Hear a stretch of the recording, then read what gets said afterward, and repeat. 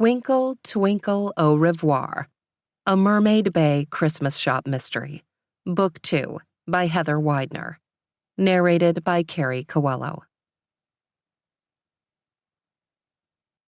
Chapter 1. Jade! Echoed through the store. I may never wash my hand again.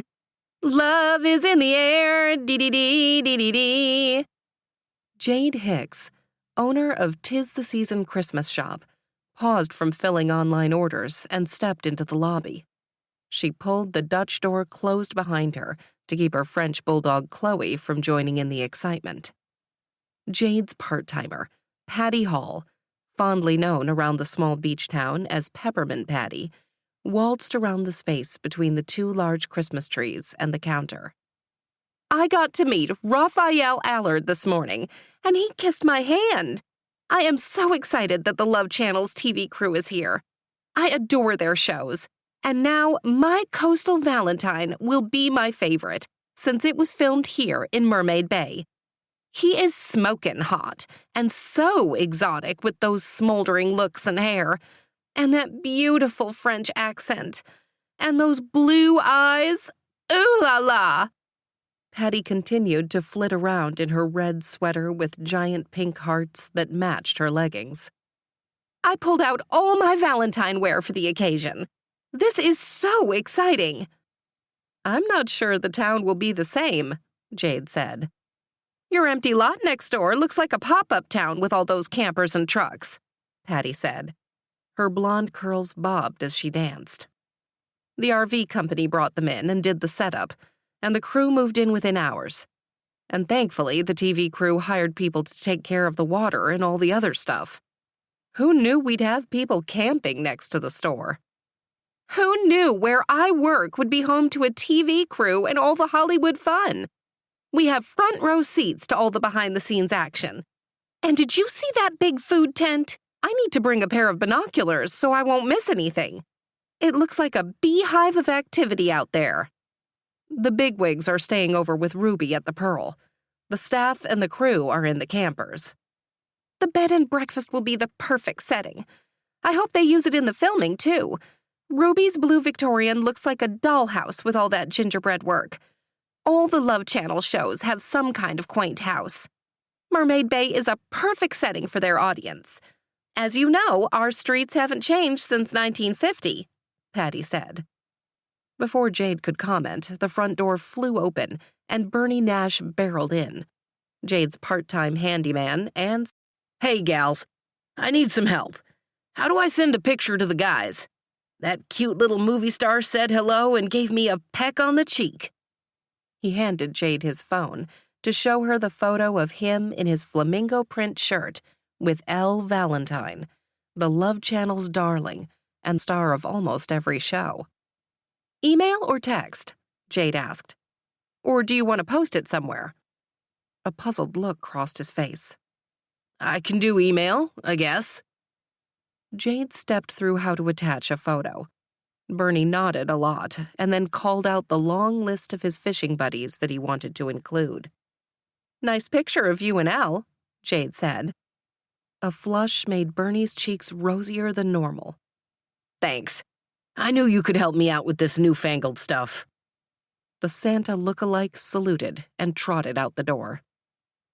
If you're okay here, I'm going to run over to Ruby's and drop off the welcome gifts for her guests from 'Tis the Season, Jade said. No problemo. Chloe and I will have a dance-off or something while you're gone. We can handle the store. And maybe we'll see some stars. We've got this, Patti said. I pulled all the heart and Valentine decorations I could find for the two big display trees.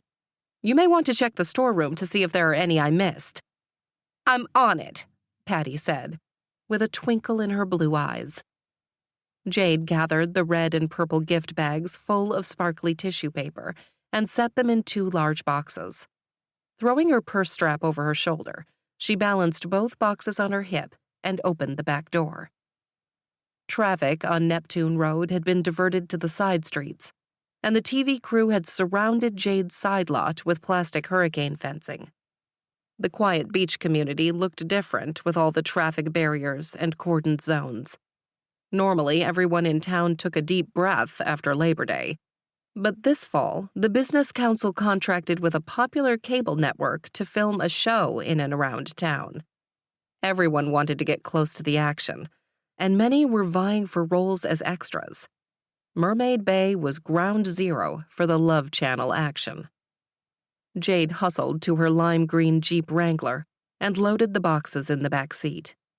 Normally, she walked everywhere in town, but with road closures, a vehicle would be a better way to navigate. After dodging tourists and police barricades, she made it to the Pearl, a tall Victorian mansion that Ruby Ellis and her daughter Josie lovingly turned into a bed and breakfast. The house, originally built for a wealthy banker from Richmond and his family, was an escape from the city heat in a southern world without air conditioning. Jade hurried around the block and up the oyster shell pathway to the kitchen door. Ruby flung the door open before Jade had a chance to knock. "Thanks for bringing those over. I'll have Josie put them in the rooms this evening. Come in." Ruby reached for one of the boxes, brimming over with welcome gifts. "How are things going? Everyone settled in?" Jade asked, placing her box on the large island in the industrial white-tiled kitchen. "Filming starts tomorrow, and everyone from town is buzzing.